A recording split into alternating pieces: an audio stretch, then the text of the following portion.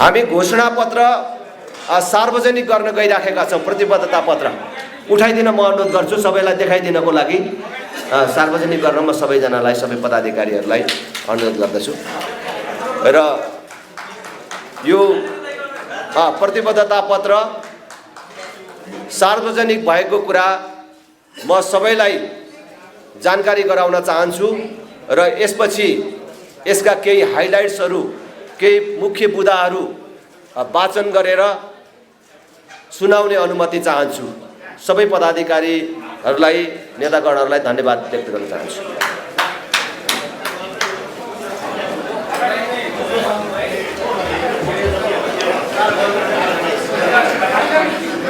Projector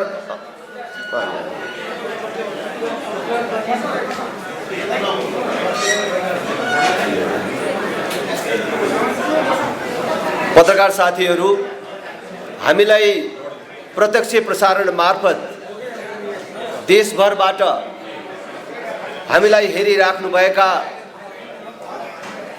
प्रिय मतदाता महानुभावहरू, राष्ट्रिय प्रजातन्त्र पार्टी नेपालको राजनीतिमा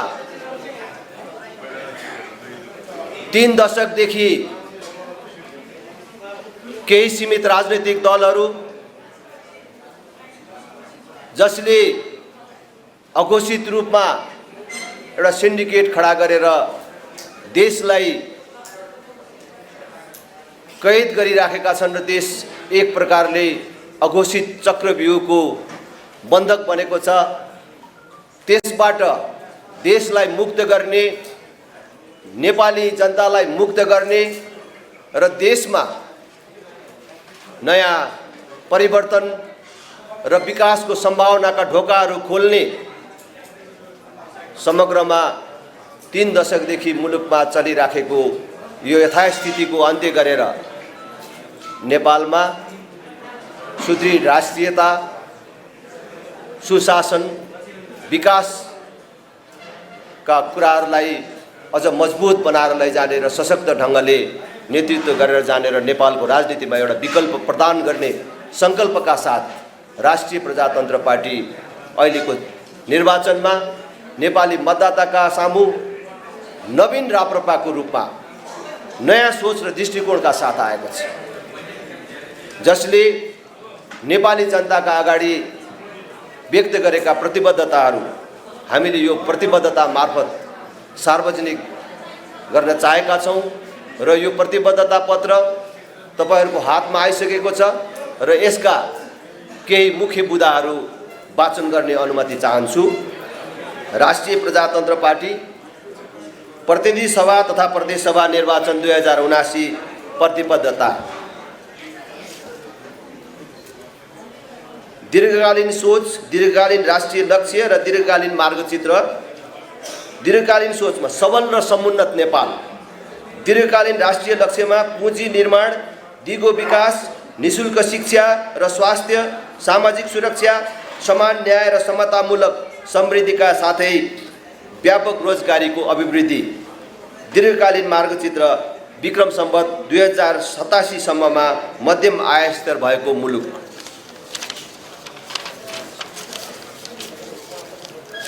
शासकीय स्वरूप, अभिभावकीय संस्थाको रूपमा राज संस्था, जनताबाट प्रत्यक्ष निर्वाचित कार्यकारी प्रधानमन्त्री, पूर्ण समानुपातिक संसद, प्रदेशको खारेजी, केन्द्र र बलियो स्थानीय तह भएको 2 तहको शासकीय संरचना। सर्वधर्म समभाव, पूर्ण धार्मिक स्वतन्त्रता सहितको वैदिक सनातन धर्म सापेक्ष हिन्दू राष्ट्र र एक व्यक्तिले 2 कार्यकालभन्दा धेरै पार्टी अध्यक्ष, प्रधानमन्त्री जस्तो कार्यकारी पदमा बस्न नपाउने व्यवस्था। दीर्घकालीन राष्ट्रिय रणनीति, दिगो आर्थिक वृद्धि, गुणस्तरीय शिक्षा र स्वास्थ्य सेवा, गरिबी न्यूनीकरण, दिगो सहर र बस्ती विकास। रोजगारमूलक उत्पादनमा अभिवृद्धि, सार्वजनिक सेवा प्रवाहको सुदृढीकरण, प्राकृतिक स्रोतको उच्चतम सदुपयोग र संरक्षण, दिगो सामाजिक सुरक्षा तथा संरक्षण।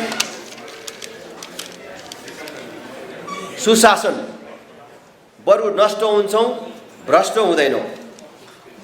उच्च स्तरीय नागरिक आयोग गठन गरी 2046 पछिका उच्च पदस्थ नेता तथा कर्मचारीहरूको सम्पत्ति छानबिन गरी अवैध सम्पत्ति जफत गर्ने कानुनी व्यवस्था मिलाउने, भ्रष्टाचार मुक्त जवाबदेही तथा पारदर्शी शासन पद्धति व्यवहारमा लागू गर्ने, विद्यमान सम्पत्ति शुद्धिकरण ऐनमा सुधार ल्याइने,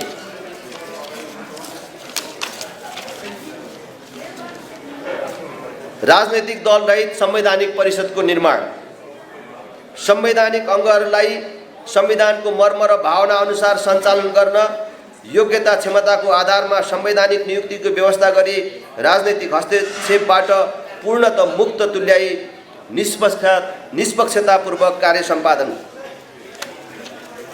न्यायपालिकामा देखिएको विकृति र विसङ्गति अन्त्य गर्न, गुमेको विश्वसनीयता पुनर्स्थापित गर्न र पूर्ण न्यायिक बनाउन न्यायपालिकाको पुनर्संरचना, नीतिगत तथा कार्यगत क्षेत्रमा देखिएका भ्रष्टाचार तथा अनाचार अन्त्य गर्न स्वार्थको द्वन्द्व कन्फ्लिक्ट अफ इन्ट्रेस्ट सम्बन्धी कानुन जारी गर्ने, परराष्ट्र सबैसँग मित्रता स्वीकार तर हस्तक्षेप अस्वीकार, नेपालको शान्ति क्षेत्र प्रस्तावलाई पुनर्जीवित गर्ने, असंलग्न र पञ्चशीलमा आधारित सन्तुलित परराष्ट्र नीति अवलम्बन गर्ने, नेपालको भूभाग कसैको विरुद्ध प्रयोग हुन नदिइने, सबै असमान सन्धि सम्झौता तथा सीमा विवादलाई कूटनीतिक पहलबाट टुङ्ग्याइने, प्रवासी नेपालीहरूलाई मताधिकार प्रयोग गर्न पाउने व्यवस्था मिलाउने, प्रवासमा रहेका नेपालीहरूको सिप र पुँजीलाई नेपाल भित्र्याउन प्रवासी नेपालीका लागि सहज कानुनहरूको निर्माण गरिने, समष्टिगत अर्थतन्त्र समतामूलक समृद्धि,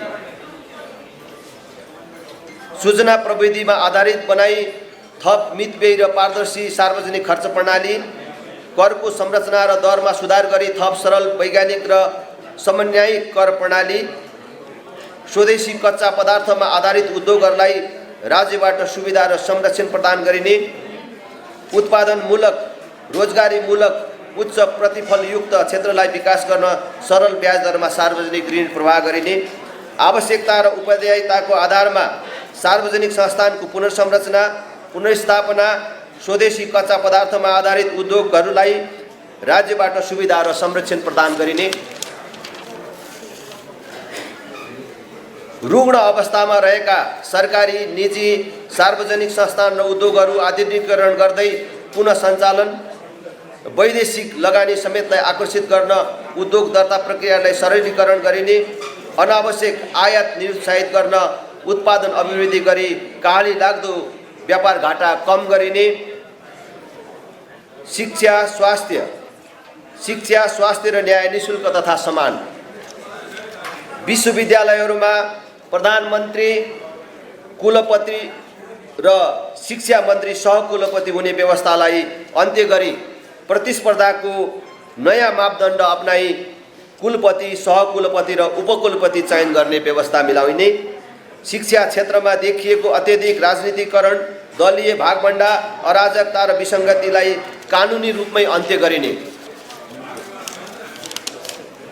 काठमाडौँको बुढा नीलकण्ठ स्कुललाई 7 प्रदेशमा नमुना विद्यालयको रूपमा विस्तार गरिने, सबै प्राविधिक विद्यालयहरूलाई स्रोत साधनयुक्त बनाइने, कक्षा 12 सम्म पूर्ण रूपमा निशुल्क र गुणस्तरीय शिक्षाको संवैधानिक व्यवस्थालाई पूर्ण रूपमा व्यवहारमा लागू गरिने, प्रत्येक स्थानीय तहमा बेरोजगार युवाको लागि सिपमूलक तालिम केन्द्र स्थापना, यसरी सिप सिकेका युवालाई स्वदेशमै रोजगारीको व्यवस्था र आधारभूत तहसम्म स्थानीय मातृभाषामा शिक्षा,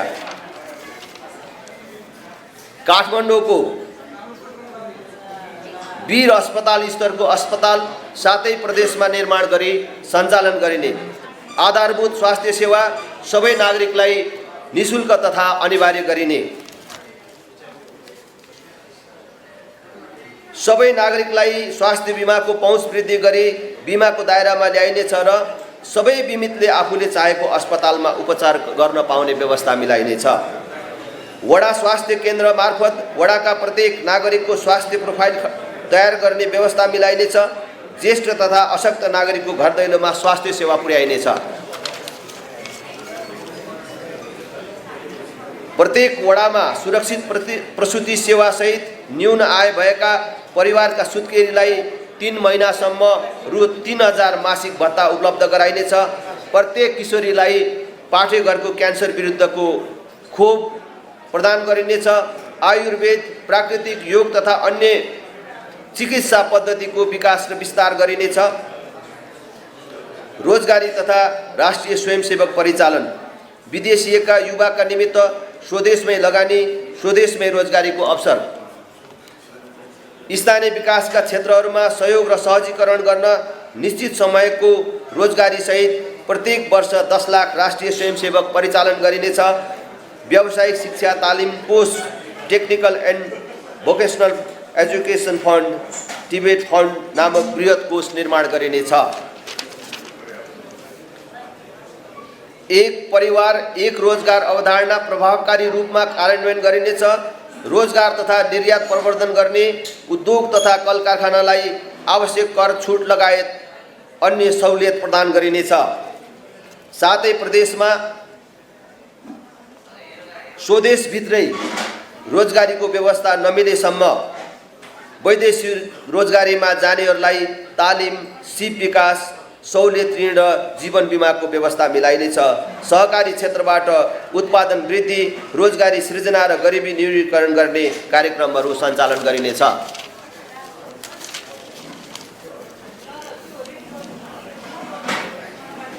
यो दोहोरिएर आएछ। सहकारी क्षेत्रबाट उत्पादन वृद्धि र रोजगारी सृजना गरिनेछ। समयमै कृषि तथा पशु खाद्यान्न सुरक्षामा कृषकलाई सम्मान, उत्पादकको वृद्धि र पुँजी निर्माण, समयमै मल बिउको सहज आपूर्तिको व्यवस्था मिलाइनेछ।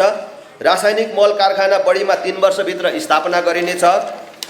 कृषिजन्य उद्योगमा स्थानीय रोजगार प्रवर्धनलाई प्रथम प्राथमिकता दिइनेछ। निर्यातमूलक कृषिजन्य उत्पादनमा प्राथमिकता प्रदान गरिनेछ। किसानहरूलाई सहुलियतपूर्ण दरमा कर्जा प्रवाह, ऋण तिर्ने सुविधाको अवधि 15 वर्षको व्यवस्था मिलाइनेछ। कृषिजन्य वस्तुको बजार तथा उचित मूल्य सुनिश्चित गर्न थोक तथा हाट बजारको विस्तार र व्यवस्थापन गरिनेछ। सिँचाइ, कृषि, सडक तथा बजार पूर्वाधारहरूको विकास तथा विस्तार गरिनेछ। किसानको खेतमा बिजुलीको व्यवस्था गरिनेछ। प्रत्येक सङ्घीय निर्वाचन क्षेत्रमा निजी क्षेत्र सहकारीको सहकार्यमा कृषि उपज भण्डारण शीतघर केन्द्रको स्थापना गरिनेछ। एक स्थानीय तह एक उत्पादनको अवधारणालाई प्राथमिकता दिइनेछ। सामूहिक खेती गर्ने समूहलाई आवश्यक अनुदानको व्यवस्था मिलाइनेछ। सहज र सुपथ मूल्यमा कृषि मल र आधुनिक कृषि औजारको लागि अनुदानको व्यवस्था मिलाइनेछ। उत्पादित प्राङ्गारिक वस्तुको प्रमाणीकरण तथा ब्रान्ड प्रवर्धन गर्दै राष्ट्रिय तथा अन्तर्राष्ट्रिय स्तरमा बजारीकरण गरिनेछ। कृषि कार्यको लागि खपत भएको विद्युत महसुलमा अनुदान प्रदान गरिनेछ। कृषि तथा बाली बिमाको व्यवस्था मिलाइनेछ। उत्पादनशील जमिन बाँझो नरहने व्यवस्था गरिनेछ। प्राकृतिक प्रकोप तथा जङ्गली जनावरबाट नागरिकहरूको मृत्यु भएमा एवं पशुपक्षी बालीनाली क्षति भएमा प्राविधिक निरीक्षण गरी क्षतिपूर्तिको व्यवस्था मिलाइनेछ।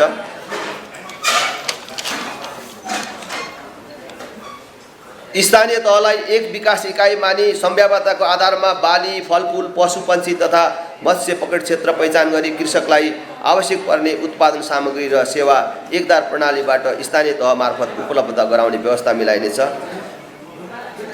सिँचाइ, दिगो सिँचाइ प्रणाली, दिगो विकास, भूमिगत जलस्रोतमा आधारित स्यालो तथा डिप ट्युबवेल कार्यक्रमलाई प्राथमिकता दिइनेछ। कृषिको लागि सौर्य ऊर्जा एवं अन्य प्रविधिमा आधारित भूमिगत तथा लिफ्ट सिँचाइ प्रणालीको विकास गरिनेछ। नेपालका नदीहरूमा रहेका अपार जलस्रोतलाई बहुउद्देश्य योजनाहरू मार्फत टार एवं फाँटहरू सिँचाइ गर्ने व्यवस्था मिलाइनेछ। सबै घरधुरीमा खानेपानी तथा सरसफाइ, स्वच्छ पिउने पानी र सफा शौचालय नागरिकको अधिकार। सबै घरधुरीमा 4 वर्षभित्र आधारभूत खानेपानीको सेवा उपलब्ध गराइनेछ। खानेपानी सेवालाई प्रारम्भमा तत्काल 10,000 लिटरसम्म प्रत्येक घरधुरीलाई निःशुल्क र क्रमशः वृद्धि गर्दै लगिनेछ। तराईमा आर्सेनिक मुक्त सुरक्षित खानेपानी आयोजनाहरूको निर्माण गरिनेछ। एक घर एक धाराको अवधारणालाई व्यावहारिक रूपमा कार्यान्वयन गरिनेछ। भौगोलिक रूपमा आवश्यक स्थानहरूमा लिफ्ट प्रविधिको खानेपानी योजनालाई प्राथमिकता दिइनेछ। पूर्वाधार निर्माण, दिगो पूर्वाधार निर्माण समृद्धिको आधार। विद्यमान सार्वजनिक खरिद ऐनमा संशोधन र नीतिगत भ्रष्टाचारको अन्त्य गरिनेछ। 3 वर्षभित्र मेचीदेखि महाकालीसम्मको महेन्द्र राजमार्गलाई अन्तर्राष्ट्रिय हाइवेको मापदण्डमा स्तरोन्नति गरिनेछ। मेची महाकाली हुलाकी राजमार्ग, काठमाडौँ जुम्ला राजमार्ग, मध्य पहाडी राजमार्गको द्रुत गतिमा निर्माण सम्पन्न गरिनेछ। कर्णाली तथा सुदूरपश्चिम प्रदेशका उत्तर दक्षिण राजमार्गलाई आन्तरिक आबद्धता हुने गरी सवारी चापका आधारमा विकास तथा विस्तार गरिनेछ। प्रस्तावित निजगढ विमानस्थल आयोजनालाई राजनीतिक चलखेलबाट मुक्त गराई पर्यावरण संरक्षणलाई समेत ध्यानमा राख्दै यथाशीघ्र निर्माण कार्य प्रारम्भ गरिनेछ। आर्थिक सम्भाव्यताको आधारमा रेलमार्गको निर्माण र सञ्चालनमा प्रत्यक्ष वैदेशिक लगानी आकर्षित गरिने नीति अवलम्बन गरिनेछ। कोशी तथा नारायणी नदीमा जल यातायातको सञ्जाल निर्माण गरिनेछ। साथै प्रदेशमा स्मार्ट सहर र स्मार्ट गाउँ निर्माण गरिनेछ। पूर्वाधार निर्माणमा प्राकृतिक वातावरणको संरक्षण र सम्वर्धन गरिनेछ। पूर्वाधार निर्माणमा जलवायु परिवर्तनलाई समानुकूलन र अनुकूलन गरी प्राकृतिक वातावरणको संरक्षण र सम्वर्धन गरिनेछ। अनुसन्धानकर्ता, महावीर पुन र अन्य अनुसन्धानकर्ता र सम्बन्धित अनुसन्धानशालाहरूलाई राज्यको तर्फबाट पूर्ण सहयोग दिने व्यवस्था मिलाइनेछ। जुम्ला, मुस्ताङ लगायतका हिमाली क्षेत्रमा स्थापना हुने जडीबुटी तथा फलफुलसँग सम्बद्ध प्रशोधन उद्योगलाई विशेष अनुदान तथा कर सुविधाको व्यवस्था मिलाइनेछ। जलविद्युतको विकास, पुँजीको निर्माण र आत्मनिर्भरता, प्रादेशिक सन्तुलन समेत कायम हुने गरी विद्युत गृह निर्माण र आन्तरिक विद्युत प्रसारण लाइनको निर्माणलाई तीव्रता दिइनेछ। प्रमुख नदी श्रृङ्खलामा उत्तर दक्षिण प्रसारण लाइन निर्माण गरिनेछ। सबै जिल्लाहरूलाई राष्ट्रिय विद्युत प्रसारण लाइनमा जोडिनेछ। मुलुकको सबै घरमा बिजुली पुर्याइनेछ। स्थानीय खपतका निमित्त लघु जलविद्युत उत्पादन गर्ने स्थानीय लगानीकर्तालाई सहुलियत दरमा ऋणको व्यवस्था तथा उत्पादन पश्चात 12 वर्षसम्म करमा छुट प्रदान गरिनेछ। छिमेकी मुलुकहरूसँग द्विपक्षीय तथा बहुपक्षीय व्यापार सम्झौता गरी क्षेत्रीय विद्युत बजारको विकास गरिनेछ। इन्धन आयात व्यापक रूपमा कटौती गर्न, नेपालमा उत्पादित विद्युत नेपालमै खपत गर्न, व्यापक औद्योगिकरण, विद्युतीय सवारी साधनहरूको प्रयोग तथा खाना पकाउने सिँचाइ प्रयोजनमा समेत सहुलियत दरमा विद्युत उत्पादन गर्ने नीति अवलम्बन गरिनेछ। मझौला एवं जलाशययुक्त बहुउद्देश्यीय जलविद्युत आयोजनाहरू साथै प्रदेशमा निर्माण गरिनेछ। स्वदेशी तथा विदेशी जलविद्युत निर्माण कम्पनीहरूलाई प्रोत्साहित तथा आकर्षित गर्न अनुमति पत्र प्राप्त गर्ने प्रक्रियालाई सरलीकरण गरिनेछ। जलविद्युत आयोजनाको निश्चित प्रतिशत सेयर एवं उत्पादित बिजुलीको केही अंश प्रतिफलको रूपमा स्थानीय तहले पाउने व्यवस्था मिलाइनेछ। युवालाई उद्यमशील, रोजगार र स्वरोजगार बनाउन आवश्यक सहयोग उपलब्ध गराउन हरेक स्थानीय तहमा संयन्त्रहरू निर्माण गरिनेछ। यो युवा तथा खेलकुदको क्षेत्रमा छ। सार्वजनिक निजी साझेदारीबाट युवा लक्षित उद्यम व्यवसाय प्रवर्धन गरिनेछ। सामाजिक कुरीति, दुर्व्यसन, अन्धविश्वास, विभेद र असमानता विरुद्ध युवा परिचालन कार्यक्रम कार्यान्वयन गरिनेछ। प्रदेश र स्थानीय स्तरमा आवश्यकताको आधारमा रङ्गशाला, कबड हल, खेल मैदान, खुला व्यायामशालाको निर्माण गरिनेछ। स्थानीय प्रतिभाशाली खेलाडी तथा प्रशिक्षकहरूलाई उच्च स्तरीय प्रशिक्षणको व्यवस्था मिलाइनेछ। अक्षय कोषको व्यवस्था गरी खेलाडीको लागि सुनिश्चित सामाजिक सुरक्षा प्रदान गरिनेछ। पर्यटनको आधार समुन्नति र रोजगार। 25 लाख पर्यटक भित्र्याउन निजी अन्तर्राष्ट्रिय क्षेत्र समेतको संलग्नतामा विभिन्न कार्यक्रमहरू सञ्चालन गरिनेछ। लोकप्रिय पदयात्रा मार्गहरू विस्थापित हुँदै गरेको सट्टामा वैकल्पिक पदमार्गहरूको निर्माण गरिनेछ। धार्मिक पर्यटन प्रवर्धनमा प्राथमिकता प्रदान गरिनेछ। गौशाला, मठ, मन्दिर, गुठी लगायत सबै धार्मिक तथा पुरातात्विक संरचनाहरू लगायत सबै प्रकारका राष्ट्रिय सम्पदाहरूको उच्च प्राथमिकताका साथ संरक्षण र विकास गरिनेछ। राप्रपाले नेपाल बन्द कहिल्यै गर्ने छैन। नेपाल बन्द सधैँका लागि बन्द। नेपाल बन्द जस्तो कार्यक्रम कहिल्यै नगर्ने प्रतिबद्धता व्यक्त गर्दछ। स्वास्थ्य, हवाई, खानेपानी, विद्युत, ग्यास तथा पेट्रोलियम पदार्थ, ढुवानी तथा वितरण लगायत विभिन्न औद्योगिक क्षेत्रमा हडताल गर्न पूर्ण रूपमा प्रतिबन्ध लगाइनेछ। उद्योग तथा वाणिज्य स्वदेशी बन स्वदेश भन सम्हाल नेपाल। धागो कपडा उद्योग, फुटवेयर, निर्माण सामग्री, कृषि, खाद्यान्न, वन पैदावार, जडीबुटी, औषधि, हस्तकला लगायतका क्षेत्रहरूमा सफ्ट पोलिसी अन्तर्गत वैदेशिक तथा आन्तरिक लगानी बढाइने, सम्बन्धित साना मझौला उद्योगलाई प्रवर्धन र संरक्षण प्रदान गरिने, रोजगारमूलक उद्योगहरूमा विदेशी लगानी भित्र्याउन तथा स्वदेशी लगानी फस्टाउन लगानी मैत्री वातावरण तथा नीति निर्माण गरी कार्यान्वयन गरिनेछ। एकपटकको नेपाली सधैँको नेपाली भन्ने धारणालाई मनन गर्दै गैर आवासीय नेपालीहरूको नेपालभित्र लगानी गर्ने वातावरणलाई सरल र सहज बनाइनेछ। जलवायु परिवर्तन भावी सन्ततिका लागि पर्यावरण जोगाउँ। जलवायु परिवर्तन सम्बन्धी पेरिस सम्झौताको कार्यान्वयनका लागि दीर्घकालीन रणनीतिक योजना तर्जुमा गरिनेछ। नदी तथा हिमतालको सर्वेक्षण, अनुगमन तथा जोखिम न्यूनीकरणका कार्यहरू गरिनेछ। विद्युतीय सवारी साधनलाई सहुलियत करको व्यवस्था गरिनेछ। वन, वन्यजन्तु, जैविक विविधता तथा जलाधार, हरियो वन नेपालको धन। एक स्थानीय वन तथा जलाधार व्यवस्थापन गरिनेछ। सामुदायिक वनहरूलाई उपभोक्ताको आय आर्जनसँग जोडिनेछ। वन, वन्यजन्तु, जलाधार तथा जैविक विविधताको संरक्षण र विकासलाई राज्यको उच्च प्राथमिकता प्रदान गरिनेछ। महिला, बालबालिका, ज्येष्ठ नागरिक, अपाङ्ग, उत्पीडित, सीमान्तकृत, यौनिक तथा लैङ्गिक अल्पसंख्यक तह र अन्य सामाजिक सुरक्षाको सुनिश्चितता राप्रपाको प्रतिबद्धता। महिला हिंसा, दाइजो, दहेज प्रथा तथा बाल विवाह जस्ता विकृतिको अन्त्य गर्ने तथा महिला सशक्तिकरण कार्यक्रमलाई प्राथमिकता दिइनेछ। एकल तथा विदुर, शारीरिक र मानसिक रूपमा अशक्त असहाय ज्येष्ठ नागरिकका लागि घर दैलोमै स्याहार सुसार, हेरचाह र औषधि उपचारको व्यवस्था मिलाइनेछ।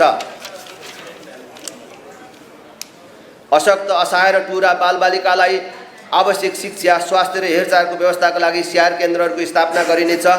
ज्येष्ठ नागरिकलाई देशभित्र निःशुल्क यातायात तथा धार्मिक यात्राको व्यवस्था मिलाइनेछ।